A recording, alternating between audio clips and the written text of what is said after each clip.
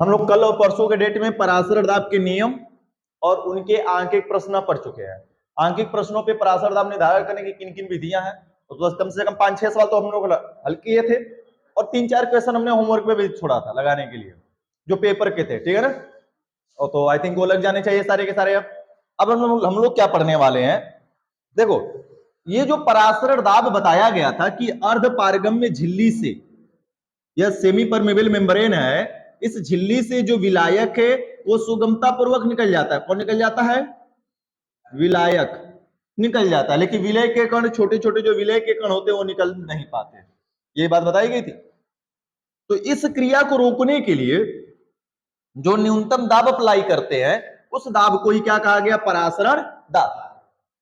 लेकिन बात ऐसी आई कि कोई ऐसा तो विलयन होगा जो उच्चतम परासरण दाब रखता होगा, जो हाइयर प्रेशर रखता होगा, उसकी कैसे गणना करेंगे, उसका मान कैसे निकालेंगे? और जल्द से जल्द निकालना हो, तुरंत निकालना हो परासर दाब उस विलयन का, इस विलयन का परासर दाब कितना है, कम समय में निकालना हो और उसका प्रेशर क्या हो? बहुत हाई हो, ज्यादा परासर दाब रखता हो, तब उस विलयन के लिए क्या किया जाएगा? तो ऐसे विलयनों के लिए एक दो वैज्ञानिक आए जिन्होंने नियम दिया अपने ही नाम पर, बर्कले और हर्टले, ठीक है ना विधि। तो हेडिंग लिखा जाएगा परासरण दाब, परासरण दाब निर्धारण या ज्ञात करने की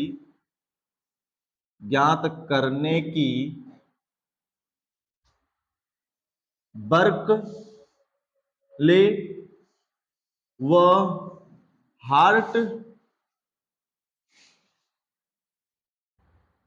हार्टले विधि।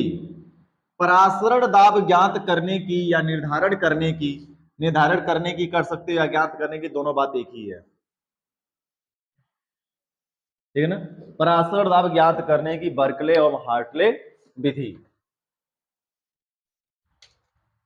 फटाफट फटाफट लिखो हेडिंग, थोड़ा सा इंक भर लें इसमें।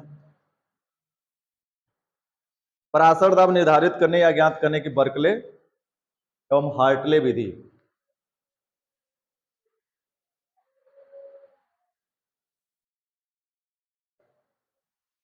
नाम जितना इन लोगों का आसान है वैसे ही ये हेडिंग भी है, उतनी ही आसान है, ठीक है ना। चलो जी, चित्र बनाओ फटाफट तो हमारे साथ। पहले एक बार पहले देख लो, 1 मिनट रुक जाना, उसके बाद बना बस 1 मिनट का समय दे दो हमको।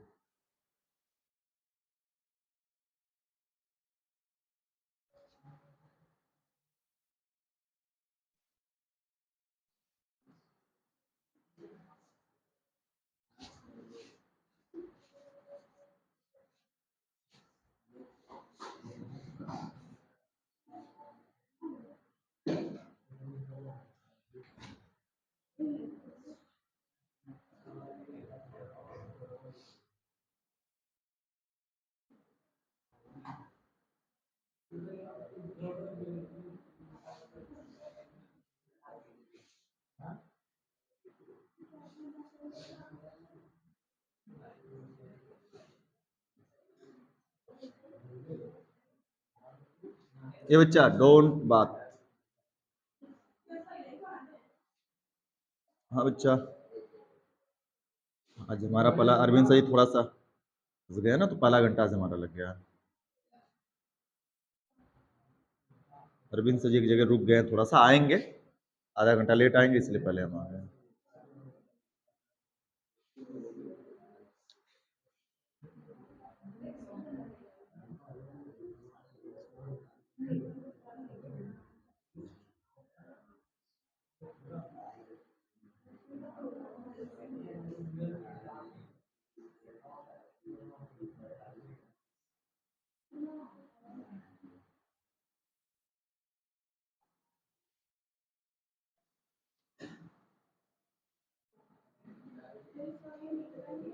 अभी बस यही हो ही रहा है, हेडिंग लिखाकर समझा रहे हैं।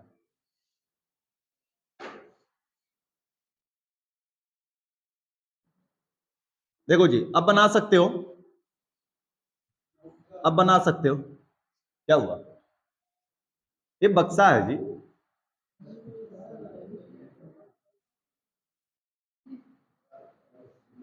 क्या दिखाई नहीं दे रहा है?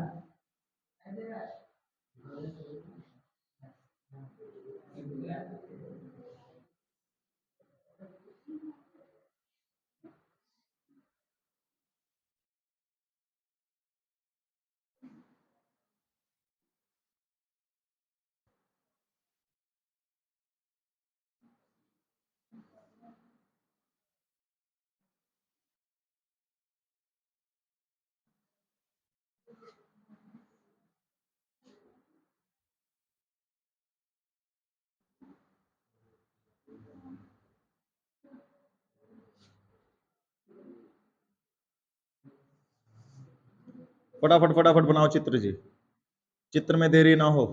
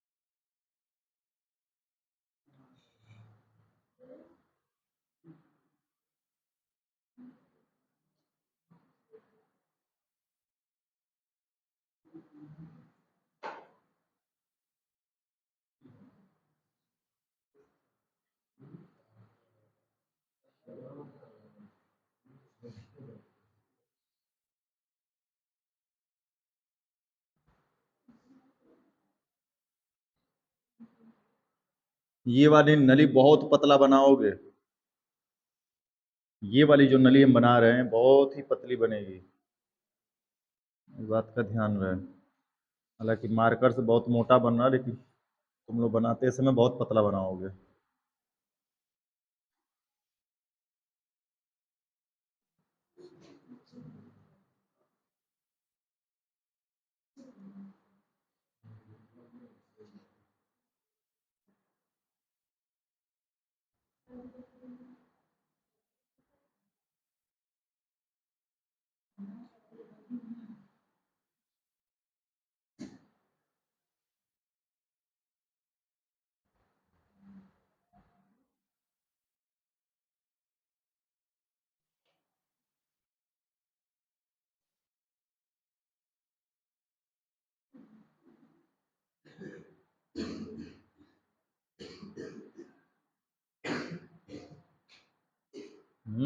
क्या हुआ जी?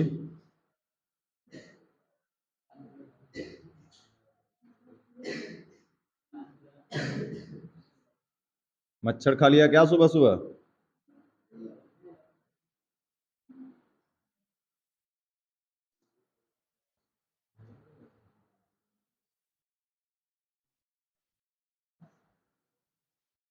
देखो, ये पोरस नली में ये जो हम बना रहे हैं गोला और डॉट डॉट कर डैश करके, ये है सेमी परमेबल मेम्ब्रेन, अर्ध पारगम्य झिल्ली है।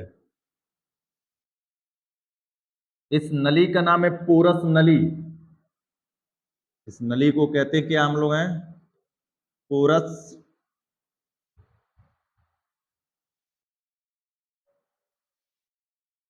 पोरस नली। इसके अंदर यह जो दिख रहा है, यह है अर्ध पारगम्य झिल्ली, अर्ध पारगम्य झिल्ली है, अर्ध पारगम्य झिल्ली है। इधर से विलायक डाला जाएगा इसमें, और इस विधि का सबसे बड़ी खासियत बात यह है कि विलायक को अलग रखा जाता है विलयन से।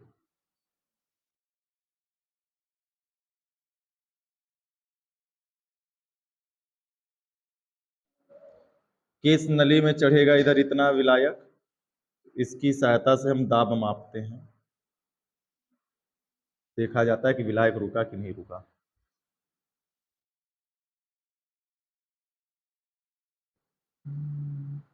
ये विलायक भरा जा रहा है इसके अंदर।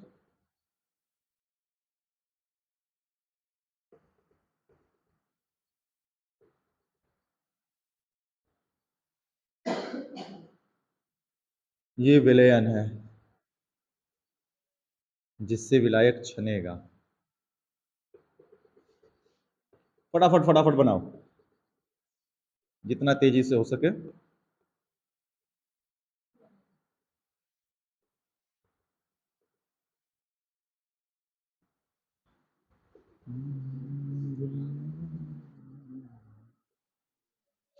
यह है पराशर दाब निर्धारित करने की बर्कले एवं हार्टले विधि का चित्र।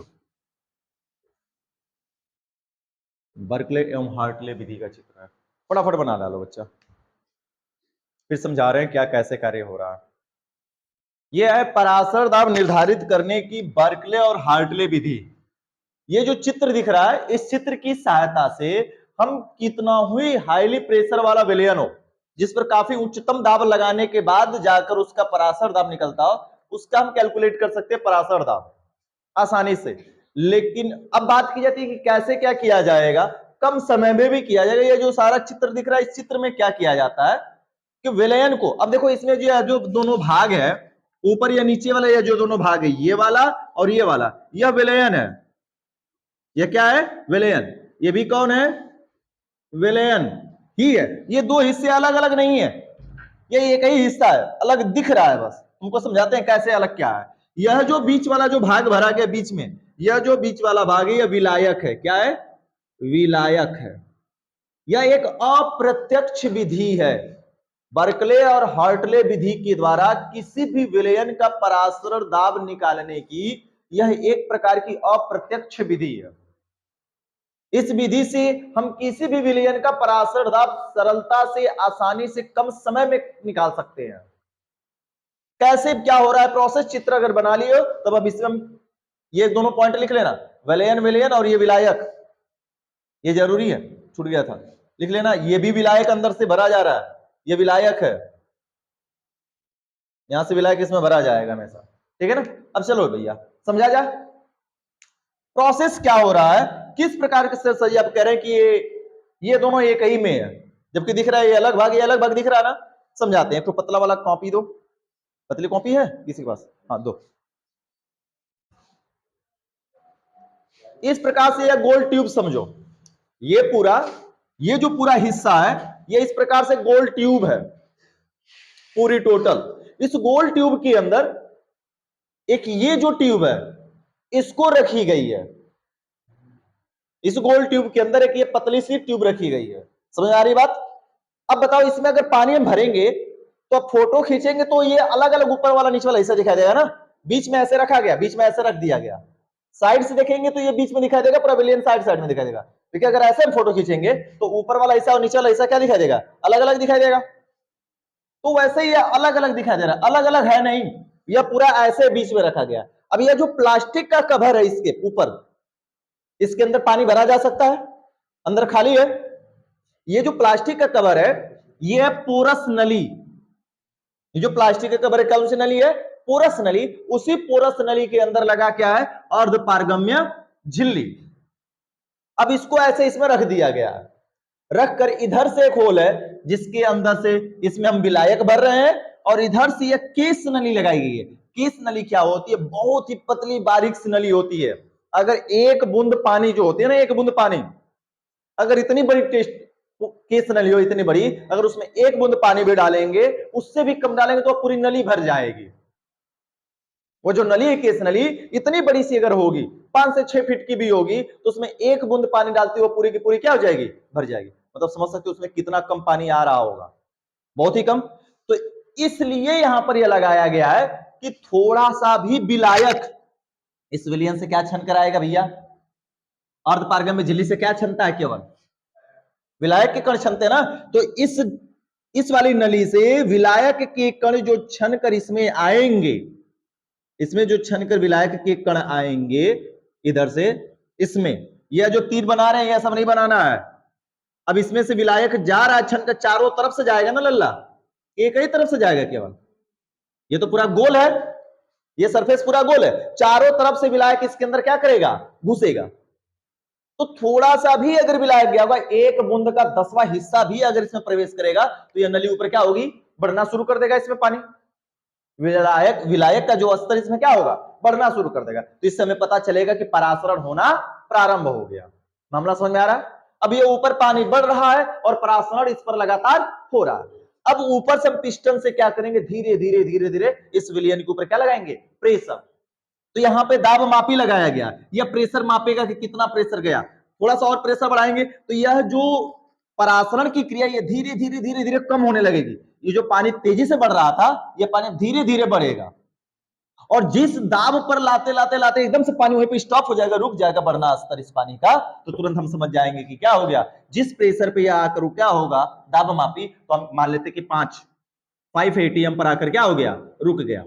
सपोज दैट मान लेते 5 एटीएम पर आकर यह रुक गया, तो हम कहेंगे इस विलयन का परासर दाब कितना है, 5 वायुमंडलीय दाब। मामला समझ में आया? फिर से समझाते हैं। यह एक पूरी काल्पनिक विधि है, दिमाग में चित्र बना लो और समझ लो। ये पूरे प्रैक्टिकल विधि है। ये गोल पूरा यह नली है, इसी में होल करके ऊपर बनाया गया, पिस्टन लगा दिया गया, होल किया गया, इसके ऊपर यहां पर पिस्टन लगाया गया।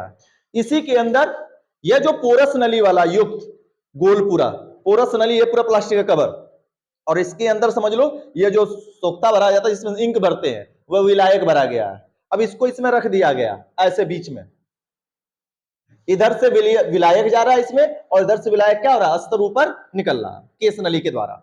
अब इसमें लगातार इस विलयन वाले हिस्से से, इस खाली वाले हिस्से से विलायक छन छन कर अंदर जा रहा है।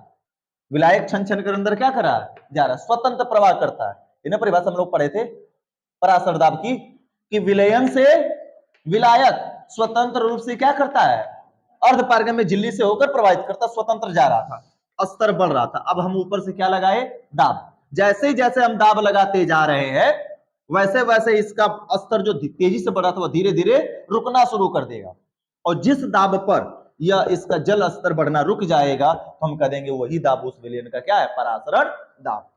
मामला समझ में आ गया? यानी परासरण की क्रिया क्या हो चुकी होगी लल्ला, पूरी तरीके से रुक जाएगी। इस विधि की खोज जो किए थे यह बर्कले और हार्टले ने किया था सन 1904 ईस्वी में। सन 1904 ईस्वी में बर्कले और हार्टले ने इस विधि का खोज किया था। तो चलो परिभाषा लिखा जाए फटाफट। देखो परिभाषा भैया, देखो देखो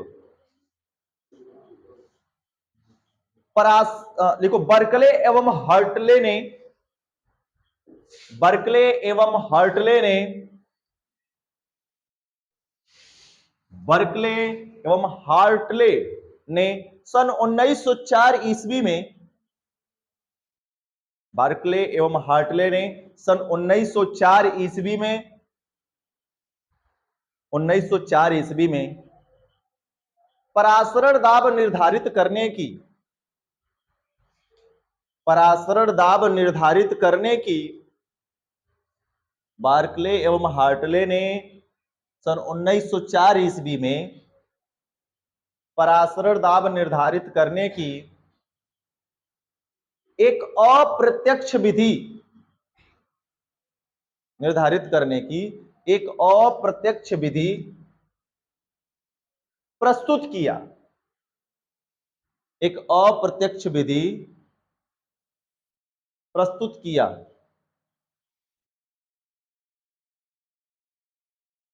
इस विधि में, इस विधि में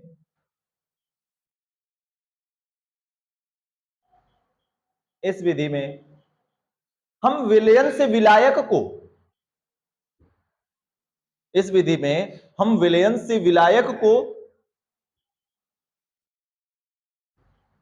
अलग रखते हैं।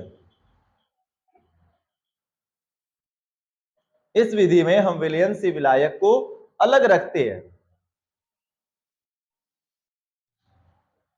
इस विधि में हम विलयन से विलायक को अलग रखते हैं, पृथक रखते हैं, ठीक है ना, अलग रखते हैं, जैसा कि चित्र में प्रदर्शित है, जैसा कि चित्र में प्रदर्शित है।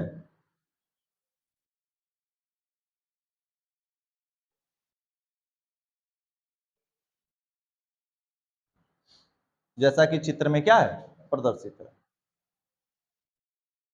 हो गया। विलायक को पोरस नली वाले भाग में रखकर विलायक को पोरस नली वाले भाग में रखकर पोरस नली वाले भाग में रखकर बाहर वाले भाग में विलयन भर देते हैं।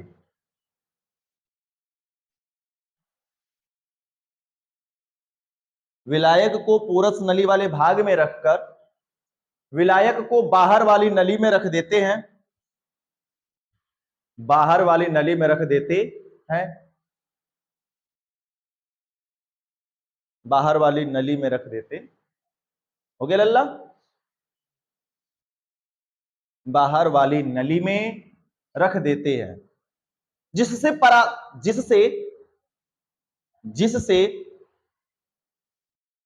विलयन से विलायक स्वतंत्र प्रवाह होकर जिससे विलयन से विलायक स्वतंत्र प्रवाह होकर अर्धपारगम्य झिल्ली से निकलकर अर्धपारगम्य झिल्ली से निकलकर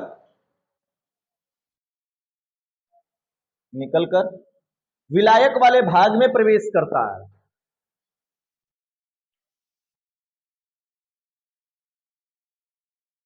विलायक वाले भाग में प्रवेश करता है।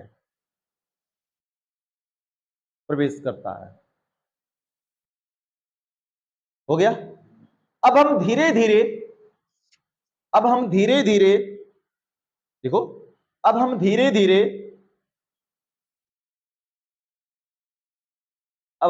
धीरे ऊपर लगे पिस्टन की सहायता से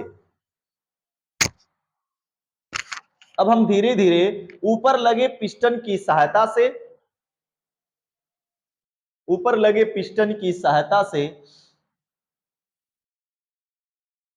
विलयन पर दाब लगाते हैं। अब हम धीरे धीरे ऊपर लगे पिस्टन की सहायता से विलयन पर दाब लगाते हैं और जिस न्यूनतम दाब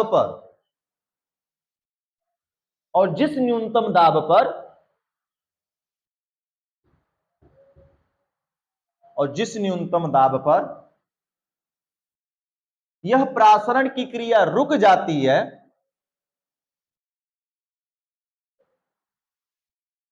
और जिस न्यूनतम दाब पर यह प्रासरण की क्रिया रुक जाती है, जिस न्यूनतम दाब पर यह परासरण की क्रिया रुक जाती है, उसे हम परासरण दाब कहते हैं। जिस न्यूनतम दाब पर यह क्रिया रुक जाती है, उसे हम परासरण दाब कहते हैं। हो गया? चलो जी, एक बार पूरी सुन लो। कहानी है, कुछ कठिन नहीं, ये पूरा चित्र बना हुआ है। हमने कहा कि यह जो विधि है बर्कले और हार्टले ने सन 1904 ईस्वी में प्रस्तुत किया, जो कि एक अप्रत्यक्ष क्या है, विधि है। इस विधि में हम विलायक को विलयन से क्या रखते हैं, अलग रखते हैं। अलग रखा गया, विलायक को विलयन से बिल्कुल अलग रखा जाता है, और अलग रखने के बाद हम विलयन में, अब यह जो विलयन से जो विलायक है अर्धपारगम्य झिल्ली से होते हुए स्वतंत्र रूप से क्या करता है, प्रवाह करके विलायक वाले भाग में आता है। विलायक को पोरस नली वाले भाग में भर दिया गया। अब विलयन से विलायक जो है स्वतंत्र रूप से प्रवाह कर रहा है, और प्रवाह करके किस में आ रहा है, इस विलायक वाले भाग में लगातार आ रहा है, चारों तरफ से लगातार विलायक प्रवेश कर रहा है। समझना आप ध्यान से, ऐसे प्रवेश कर रहा है। अब हमने क्या किया, जब प्रवेश कर रहा तो केस नली में जलस्तर ऊपर जाएगा। कोई कहेगा केस नली क्यों लगाई गई है, इसलिए ताकि कितना विलायक इसमें प्रवेश किया है यह नापा जा सके कि नहीं प्रवेश कर रहा है, और जैसे ही प्रवेश करना बंद हो जाएगा तो हमने समझेंगे कि उसी दाब पर यह रुक गया है। तो ऊपर से विलयन पर पिस्टन की सहायता से हम दाब लगाते हैं, और जिस न्यूनतम दाब पर धीरे धीरे प्रेशर थमेगा, उसी दाब को हम क्या कह देते हैं, परासरण दाब कह देते हैं। अब इसका महत्व क्या है, बर्कले और हार्टले विधि का महत्व कितना है, हेडिंग में लिखा जाए, फटाफट जानते हैं, लिखो हेडिंग, ये नली, अरे ये नली थोड़ी सी छोटी ली जाती, लगाई जाती लल्ला। अब क्या लगता, और ये कितना बड़ा रहेगा, हमने बताया एक बूंद को मापने के लिए अगर 5 से 7 फीट लंबी है वो तो उसके बाद होगा तो ऐसे लटक कर टूट जाती है, ज्यादा बड़ी है तो चटक के टूट जाएगी, बहुत पतली होती, बारीक होती है, उसमें तुम्हारा केवल एक बाल ही केवल प्रवेश कर सकता है, उसमें इतना होल होता है बस, जो बाल है ना, केस नली क्यों कहा गया इसको, जो बाल हम निकालते हैं तो केवल उस नली में इतना ही छिद्र होता है, तुम्हारा बाल ही बस उसमें जा पाएगा, समझ पा रहे, इसलिए उसको केस नली नाम दिया, बहुत ही पतली बहुत ही बारीक होती है, कभी जाओगे लैब में तो लैब में देखने का मौका मिलेगा, ठीक है। हमने एक एक्सपेरिमेंट बताया कि एक बूंद पानी कितना अधिक होता है, बहुत ही कम होता है। अब उस पानी को अगर एक 5 से 7 फीट लंबी अगर कोई केस नली है उसमें डालेंगे तो पूरा भर जाएगा, तो समझने का आशय है कि इतने कम विलियंस इतना लंबा भर जा रहा है तो थोड़ा सा भी अगर विलायक जाएगा यहाँ पे असर क्या हुआ, ऊपर तेजी से भागेगा, जलस्तर ऊपर तेजी से भागेगा तो हमें पता चलेगा नहीं प्रवेश हो रहा है। क्या वही ना करे कि अगर जितना ज्यादा विलायक जाएगा उतना ना तेजी से भागेगा, छोटा रहेगा बहने लगेगा और जैसे दाब लगाएंगे रुक जाएगा तो कहेंगे रुक गया, और वही दाब है परासरण दाब, क्लियर हुआ बस। अरे बहने भी नहीं जाएगा, इतना तेजी नहीं। अब इसमें क्या लगता है कि परासरण हर पानी बहता है, अरे थोड़ा थोड़ा जाएगा, बहुत ही कम मात्रा में, एक एक दो दो मालिक्यूल्स करके धीरे धीरे प्रवेश करते हैं। तो जो किशमिश को फूलने में, चने को फूलने में लगता समय ना है कि तुरंत डाले आधे घंटे में फूल जाता है, ऐसा तो है नहीं, आधे घंटे में कुछ जल के मालिक्यूल्स अंदर प्रवेश कर पाते हैं, तो वही जो कुछ प्रवेश किए वही कुछ इसमें जल स्तर दिखाना शुरू कर देंगे, ठीक है ना, इस वजह से केस नली लगाई गई है। लिखो हेडिंग, हेडिंग लिखो, बर्कले एवं हार्टले विधि द्वारा, बर्कले एवं हार्टले विधि द्वारा परासर दाब ज्ञात करने का महत्व, बर्कले एवं हार्टले विधि द्वारा परासर दाब ज्ञात करने का महत्व, यानी क्या इसका महत्व है, क्यों इसका उपयोग किया जाता है, उपयोगिता क्या है। बर्कले एवं हार्टले विधि द्वारा परासर दाब ज्ञात करने का महत्व, इंपॉर्टेंस कितना इसका ज्यादा है उसको समझा जाए, बताया जाए बच्चा। चलो पहला नंबर लिखो, इस विधि से हम बहुत ही कम समय में, इस विधि में हम बहुत ही कम समय में, इस विधि में हम बहुत ही कम समय में किसी विलयन का परासर दाब ज्ञात करते हैं। इस विधि में हम बहुत ही कम समय में, बहुत ही कम समय में किसी विलयन का परासर दाब ज्ञात करते हैं, किसी विलयन का परासरण दाब ज्ञात करते हैं।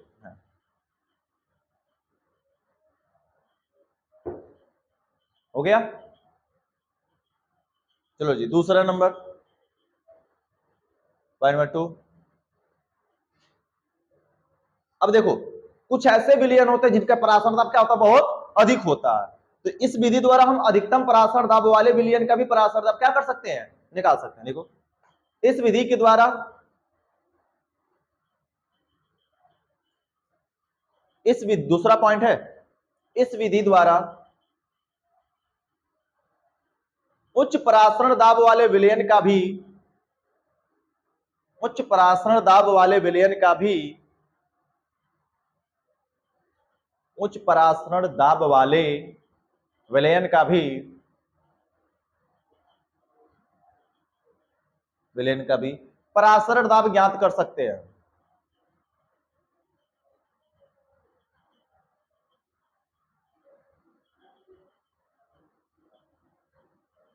इस विधि के द्वारा उच्च परासरण दाब उच्च परासरण दाब वाले विलयन का भी परासरण दाब हम क्या कर सकते हैं, ज्ञात कर सकते हैं, ठीक है ना, यानी जिस विलयन का दाब काफी क्या है, अधिक है, तो उसका भी हम परासरण दाब यहां से निकाल सकते हैं। अब एक बात समझना जी, हर बार क्या हो रहा था, हमने परासरण की ना प्रक्रिया बताई है कि अंदर का सांद्र होना चाहिए, बाहर का क्या होना चाहिए, तनु, अंदर का सांद्र बाहर का तनु, तो तनु से ना विलायक प्रवेश करेगा अंदर, तनु से विलायक अंदर प्रवेश करेगा, लेकिन तनु विलयन में ही अगर प्रवेश कर रहा हो तो फिर पराशर दाब कैसे निकालेंगे? निकाल पाना बाहर अलग असंभव है, लेकिन इस विधि द्वारा तनु विलयन भी यदि है तो उसका पराशर दाब भी हम आसानी से क्या कर सकते हैं? निकाल सकते हैं।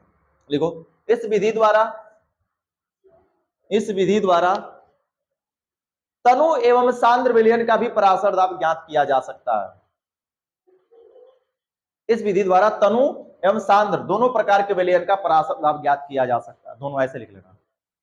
इस विधि द्वारा तनु एवं सांद्र दोनों प्रकार के विलयनों का पराशर दाब ज्ञात किया जा सकता है। दोनों प्रकार के विलयनों का पराशर दाब ज्ञात किया जा सकता है। ये रहा महत्व। किसका महत्व रहा बच्चा? पराशर दाब ज्ञात करने का बर्कले और हर्टले विधि का इंपॉर्टेंस रहा, इसकी उपयोगिताएं रही। ठीक है ना? कठिन है क्या? नहीं ना?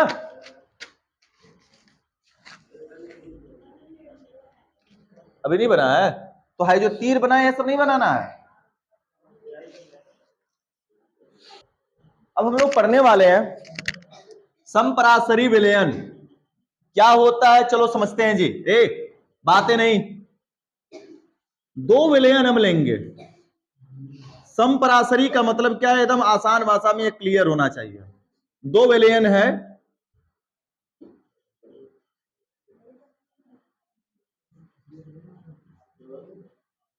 इन दोनों विलयनों में अलग अलग विलय विलायक घोले गए होंगे। मान लेते हैं ये दो विलयन है, अलग अलग है और दोनों में अलग अलग चीजें घोली गई है। मान लेते हैं विलयन ए है और विलयन क्या है? बी है। ठीक है ना? इस ए विलयन का जो ताप है वह भी 30 डिग्री है। इस बी विलयन का भी ताप कितना है? 30 डिग्री सेल्सियस है। दोनों विलयन अलग अलग है। सपोज दैट यह जो विलयन बना है यह बना है चीनी और प्लस जल से बना है। यह जो विलयन यहां पर लिखना चाहिए हमको, यह जो बना है चीनी और प्लस जल से बना है, और ये जो बना है नमक और प्लस किससे बना है? जल से बना। हम ऐसे मान लेते हैं दो विलयन हमने बनाया अलग अलग। तो भैया दोनों विलयन अलग अलग बना है तो दोनों का तो क्वालिटी अलग अलग होना चाहिए ना, दोनों का गुण तो अलग अलग होना चाहिए, दोनों का प्रेशर अलग अलग होना चाहिए। लेकिन नहीं, समपराशरी भी होते हैं। कुछ ऐसे विलयन होते हैं जो समान ताप पर, सेम टेम्परेचर भिन्न भिन्न नहीं, सेम टेम्परेचर पर उनकी जो एटमॉस्फेयर जो परासरण दाब है पी का मान वह 0.5 एटीएम मान लेते हैं। इसका भी है और इसका भी पी का मान कितना है? 0.5 एटीएम है। तो ऐसे विलयन जो जिनके समान ताप पर, एक समान ताप पर उनके पराशर दाब क्या होते हैं? एक समान होते हैं, तो उन्हें हम समपराशरी विलयन कहते। अब बात आती है विषम पराशरी। सेम टॉपिक, बस आगे सम की जगह क्या जुड़ जाएगा? विषम पराशरी का मतलब क्या होगा? विषम, बस टेम्परेचर अलग हो जाएगा। मान लेते ये 30 है, ये कितना है? 40 है। मतलब वह विलयन जिसके अलग अलग ताप पर भी उनके पराशर दाब क्या होते हैं? एक समान होते हैं, तो उसे हम क्या कहते हैं? विषम पराशरी सॉल्यूशन कहते हैं। मामला समझ में आया? फिर से रिपीट करते हैं जी, फिर से रिपीट करते हैं। दो लड़के हैं, दोनों का शकल अलग अलग है, जुड़वा नहीं है, दोनों का शकल क्या है? अलग अलग है। इतनी मार मारेंगे गधा समझ में आ जाएगा, क्लास में ध्यान नहीं देना है। दो लड़के हैं, शकल रूप रंग सब अलग अलग है, लेकिन ऐसा क्या हो रहा है कि किसी एक समय पर, यह जो टी है यहां पर हम टाइम मान लेते हैं, किसी एक ऐसे समय पर इन दोनों का वजन एक बराबर आ गया। क्या लगता है? आ नहीं सकता है। 100 लड़कों में से हम नहीं मान सकते कि 100 में से 10 का बराबर हो जाए, लेकिन ऐसे तो दो जरूर मिल जाएंगे जिनका वजन एकदम ग्राम में भी इक्वल हो। ग्राम में भी क्या हो जाएगा? इक्वल हो जाएगा। ठीक है? तो ऐसे लोग जिनके समान समय पर वजन एक समान आ जाए, ठीक वही बात यहाँ पर भी की जा रही है। ऐसे विलयन जिसके एक समान ताप पर उनके पराशर दाब क्या हो जाते हैं, एक समान हो जाते हैं, उसे हम समपराशरी विलयन कहते हैं। और अलग अलग ताप पर भी समान, अगर अलग अलग भिन्न भिन्न ताप पर अगर विलयन का पराशर दाब दोनों विलयनों का क्या आ जाए, एक समान आ जाए, तो भी हम इसे क्या कहेंगे, विषम पराशरी सरोधन कहते हैं।